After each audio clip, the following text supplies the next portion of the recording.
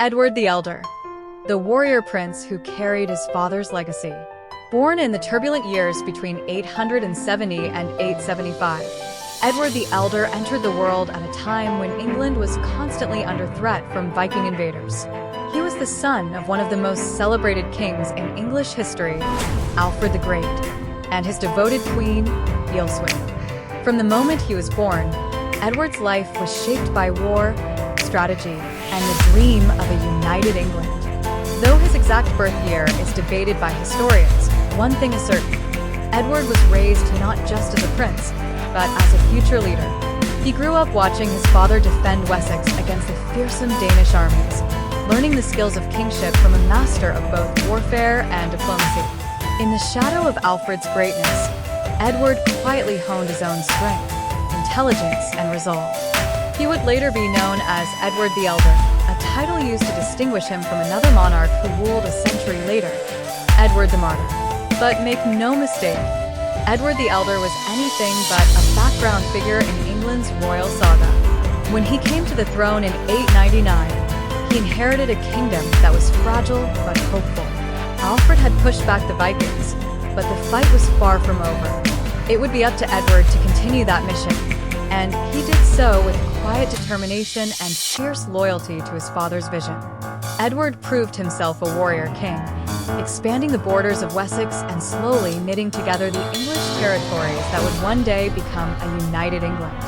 His reign wasn't just about battles. It was about consolidation, structure, and the patient work of nation building. He ruled for 25 years, laying down the foundations that future kings, including his son Athelstan, the first true king of all England, would build upon. Today, Edward the Elder is often overshadowed by more famous kings, but in his time, he was a pillar of strength, the steady hand that held England together when it could have easily splintered apart. He may not wear the crown of legend like his father, but without Edward, Alfred's dream of a united England might have died with him.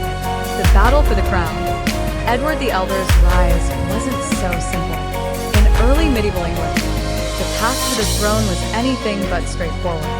Unlike the clear-cut rules of modern royal succession, a king's firstborn didn't automatically inherit the crown. Instead, power often went to the one strong enough, or clever enough, to claim it. For Edward, son of Alfred the Great, the early signs pointed to a smooth transition. As Alfred's chosen heir, he had the training, the royal support, and the vision to rule. But behind the scenes, storm clouds were already gathering. At first glance, Edward's rise seemed inevitable. He had proven himself in battle, earned the respect of his father's court, and was widely seen as the natural successor. Yet the customs of the time left room for rivals, and one soon emerged from within his own family. That challenger was Ethelwold, the ambitious and determined son of Alfred's elder brother. Ethelwold believed he had a stronger claim by bloodline. After all, his father had been the older sibling. When Alfred died in 899, Ethelwold saw his moment. While Edward was preparing to take the throne, Ethelwold made a daring move. He seized royal estates in Wessex and attempted to gather support for his own kingship. It wasn't just a family feud. It was a full-blown succession crisis. The rivalry threatened to tear the kingdom apart. Ethelwold didn't act alone. He allied himself with Danish forces in Northumbria, seeking Viking support to claim the crown by force. This alliance escalated the conflict into open warfare, a critical moment in Edward's reign before it had even truly begun. But Edward proved to be more than just his father's son. He acted swiftly, marshalling his forces and securing key territories. The climax came in 902 at the Battle of the Holm, where Ethelwold was killed in combat, ending the challenge once and for all. Though Edward suffered heavy losses, his claim to the throne was now beyond dispute. This early conflict shaped Edward's kingship. It forced him to lead with strength, decisiveness, and political savvy. The crown had not been handed to him. It had been earned, defended, and won. Edward the Elder's reign began not in peace, but in battle, and that would define the kind of king he became. Edward the Elder, the forgotten architect of England. When people talk about the making of England, names like Alfred the Great or Athelstan often dominate the story. But lost in their towering shadows stands a king who quietly shaped the destiny of a nation, Edward the Elder. Overshadowed by the legendary brilliance of his father and the celebrated achievements of his son, Edward's true impact often goes unnoticed. And yet, without his steady hand, there might never have been a united England to speak of. Edward inherited a kingdom still reeling from decades of Viking invasions. The land was fragmented, fragile, and constantly under threat. Where Alfred had laid the foundation, Edward took on the difficult task of expanding and fortifying it. He wasn't a king who ruled from a throne. He was a warrior, a strategist, and a builder. While others etched their names in stone, Edward was busy securing borders, building fortified towns, and weaving together the fabric of what would become a single English realm. His reign saw the conquest and consolidation of territories beyond Wessex, Mercia, East Anglia, and even parts of Northumbria. Edward worked in close alliance with his formidable sister, Ethelflaed, the Lady of the Mercians, in campaigns that would gradually push back Danish control and bring vast regions under Anglo-Saxon rule. Together, they changed the map of England. Piece by piece, Edward brought scattered kingdoms under one rule, not by dramatic declarations, but by relentless effort and careful leadership. Yet history hasn't been kind to Edward.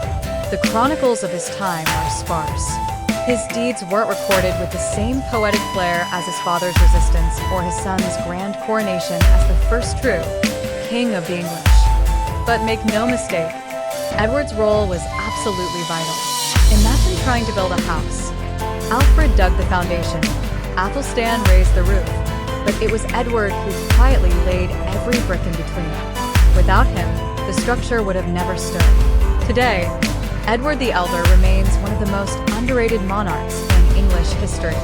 But if you look closely, the legacy of a united England begins not with a legend or a hero, but with a steady, determined king who refused to let it fall apart. Edward the Elder, the young king who fought for his crown.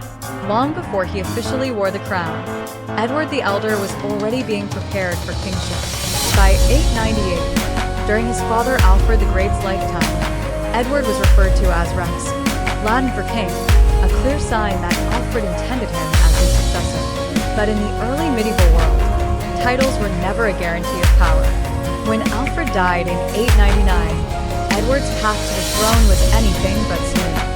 The moment Edward stepped into his father's shoes, he faced a dangerous rival, his own cousin, Athelwold. The son of Alfred's elder brother, Athelwold believed he had a stronger claim to rule. Rather than accept Edward's authority, he staged a rebellion that nearly fractured the fragile unity Alfred had worked so hard to build. Athelwold wasn't just a discontented noble. He was ambitious, bold, and charismatic, qualities that made him a genuine threat. He fled north and rallied support from the Danes of East Anglia, forging an alliance that brought fire and blood to Edward's doorstep. The conflict reached a climax in 902 at the fierce Battle of the Holm. The battle was brutal and costly. Though Edward's forces suffered losses, they achieved something crucial. Athelwold was killed. With his rival gone, Edward's grip on the throne was finally secure, but it came at a heavy price. This early trial by fire would shape Edward into a warrior king, one who knew that every inch of power had to be fought for and defended with vigilance. Unlike other kings who inherited power in peace, Edward had to win his crown. His early reign wasn't defined by ceremony, but by survival. This wasn't just about royal titles or bloodlines. It was a struggle for the future of England itself. Edward's victory over Athelwold didn't just end a rebellion. It cemented his legitimacy and set the tone for a reign that would expand Anglo-Saxon rule and reinforce the foundations of a united England. It's a chapter of history often overlooked, but one that reveals the grit and resilience behind the crown. Before Edward became a nation builder, he was a prince who nearly lost it all. And that fight, more than any coronation, marked the true beginning of his kingship. Edward the Elder and the turning point against the Vikings. In the early 10th century, England was not yet a single kingdom. It was a fragile land constantly threatened by Viking raids and fractured loyalties. But Edward the Elder, son of Alfred the Great, was determined to change that. While often overshadowed by his father's legendary defense and his son Athelstan's eventual unification of England, Edward's reign marked a crucial shift in the balance of power, and it all began with strategy, steel, and one decisive battle. Rather than simply defend, Edward went on the offensive. He recognized that protecting his realm meant more than just fighting battles. It required building strength at home. He launched a massive campaign of fortification, constructing and reinforcing vast, fortified towns throughout Wessex and Mercia. These strongholds served not only as military outposts, but also as centers of trade and administration, creating a network of defense that allowed Anglo-Saxon power to grow. But the defining moment came in 910, when Viking forces from Northumbria launched a major incursion into Mercia. Their aim was to plunder, destabilize, and reassert dominance. They underestimated Edward and his allies. In a rare show of unity, Edward coordinated with Mercian forces under his formidable sister, Ethelflaed, Lady of the Mercians. Together, they prepared to deliver a crushing blow. The clash came at the Battle of Tettenhall, a site that would become etched into the legacy of Anglo-Saxon resilience. The Viking army was met with ferocious resistance. When the dust settled, 3 prominent Danish kings, Eowulf, Halfdan, and Ingvar, lay dead. It was a catastrophic loss for the Danes, and a resounding victory for Edward. This wasn't just another skirmish, it was a game-changer. Viking power in the Midlands was shattered, and the psychological impact of losing 3 leaders in one day was immense. From that point forward, Edward's authority expanded steadily, and the tide began to turn against the Norse invaders. Edward the Elder may not have the fame of Alfred or Athelstan, but his foresight, alliances, and military acumen made him a cornerstone in the creation of England. The Battle of Tettenhall wasn't just a victory. It was the moment when the dream of a unified Anglo-Saxon kingdom began to look like a real possibility. Edward the Elder, conqueror, church builder, and unifier of realms. By the late 910s, Edward the Elder had evolved from a cautious successor to a commanding king reshaping the future of England. His efforts didn't just halt with military victories. He was methodically tightening control over the once hostile Danelaw territories while simultaneously nurturing the moral and spiritual backbone of his kingdom. The year 918 stands as a major turning point in Edward's reign. After years of persistent campaigning and careful alliance building, he succeeded in bringing the last of the Danelaw's key strongholds under his command. These were not easy conquests. They represented years of deeply entrenched Viking influence and independent governance. Yet Edward managed to absorb towns like Nottingham, Stamford, and Derby, cementing his grip over regions that had long resisted Anglo-Saxon rule. But Edward wasn't merely interested in land or loyalty. He saw the crown as a sacred trust, just as his father, Alfred the Great, had viewed Christian values as central to ruling wisely. Edward took great care to reinforce the church as a pillar of the kingdom. His commitment to religious reform was more than symbolic, it had real political weight. A striking example came when Edward sent Archbishop Clegma, his father's trusted spiritual advisor, on a significant mission to Rome. The goal? To secure papal approval for a reorganization of the English Church, ensuring that it could effectively support the expanding kingdom. This gesture was more than a diplomatic trip. It was a bold move to align English Christianity more closely with the authority of the papacy, while also demonstrating Edward's role as a pious guardian of faith. Edward's success in both warfare and worship wasn't accomplished in isolation. He worked closely with his sister, Ethelflaed of Mercia, a powerful ruler in her own right. Their combined campaigns and coordinated leadership formed the backbone of a growing Anglo-Saxon hegemony over much of what would become England. Though rarely celebrated in popular memory, Edward the Elder's accomplishments were monumental. He didn't just hold the kingdom together. He expanded its borders, strengthened its soul, and set the foundation for the unification his son Athelstan would later complete. In many ways, Edward was the silent architect of an emerging English identity. Edward the Elder, a king who blended cultures and wove a new England. Edward the Elder wasn't just a warrior king. He was a cultural bridge builder, determined to forge unity between two peoples who had spent decades at war. Following years of conflict with the Danes, Edward realized that true peace and strength wouldn't come through conquest alone. It had to be built on shared laws, faith, and culture. Once the Danelaw territories came under his control, Edward made a visionary choice.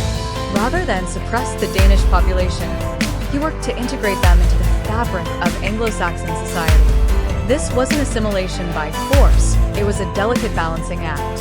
Edward encouraged mutual respect between Anglo-Saxons and Danes, laying down laws that applied fairly to both, and promoting Christianity as the common moral ground.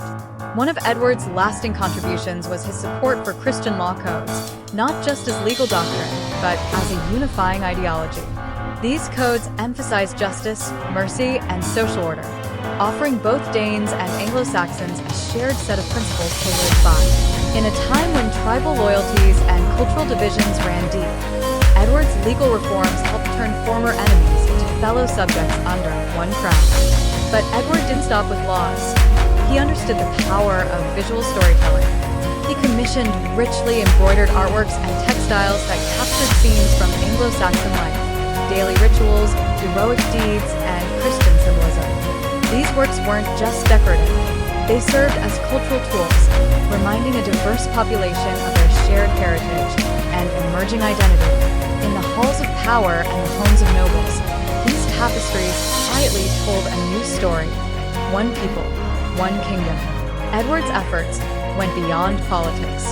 His cultural policies set the tone for what it meant to be English in a land still recovering from Viking raids and fractured loyalties. He didn't erase the past, he fused it, showing that peace was possible through shared customs, faith, and vision. By the end of his reign, Edward had done something remarkable. He had not only expanded his father Alfred's dream of a united England, he had redefined what unity looked like. Through law, art, and religious ideals, he transformed conquest into cohesion, helping to forge a new national identity that would echo long after his reign.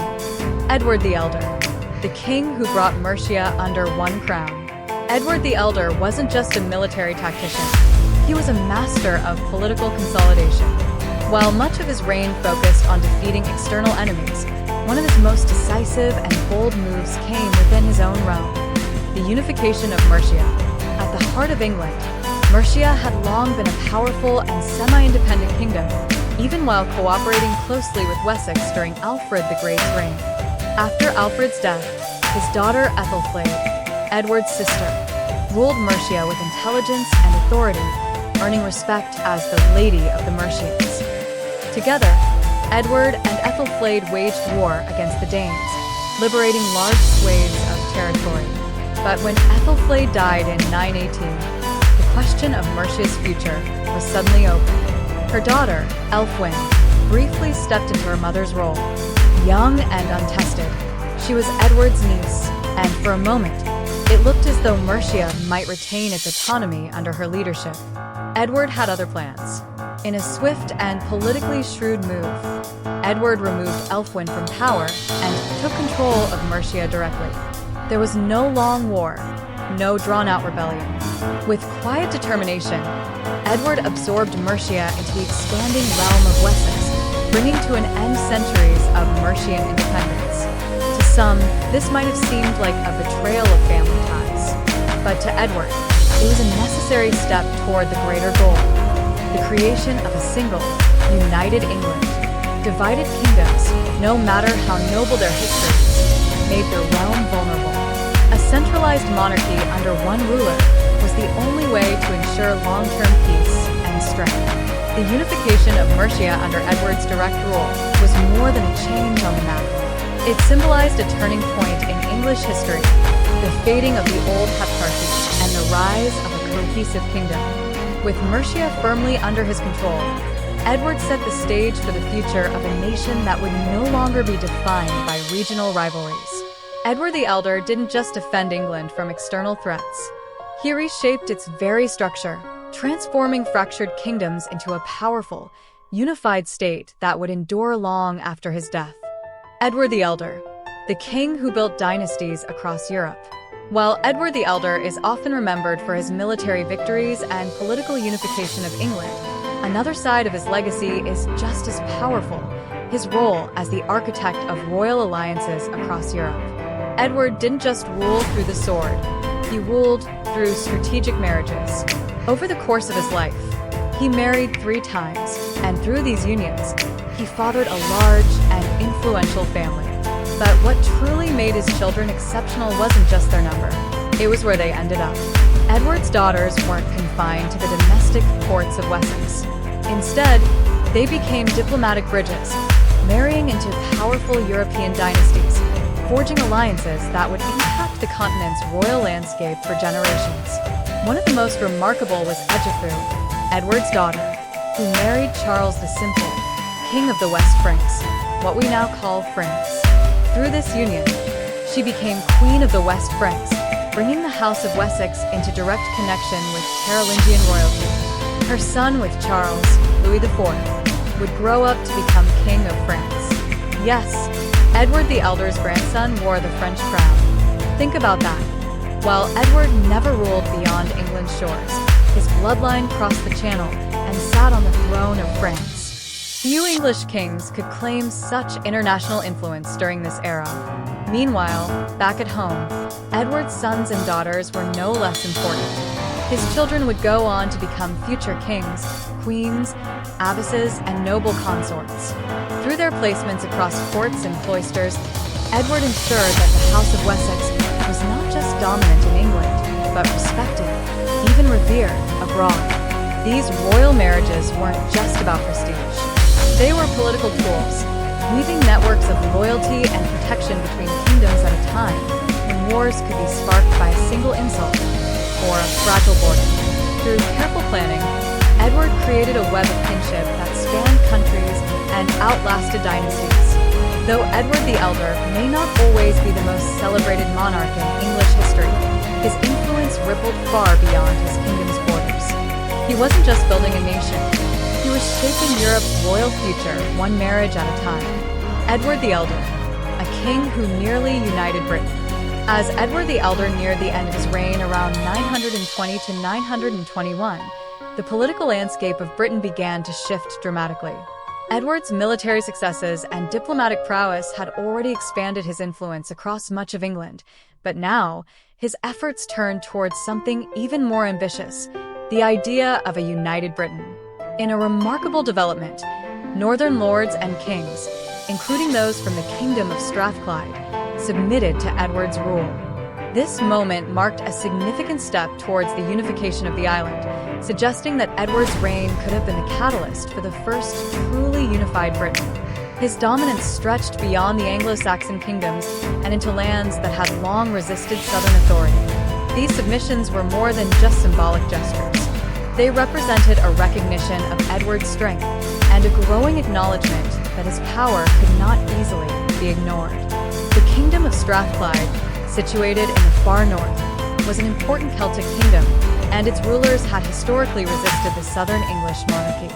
The fact that they, along with other northern lords, chose to acknowledge Edward's authority was a sign of his increasing prestige and influence across the British Isles. However, the question of whether this unity would have endured remains a point of debate among historians.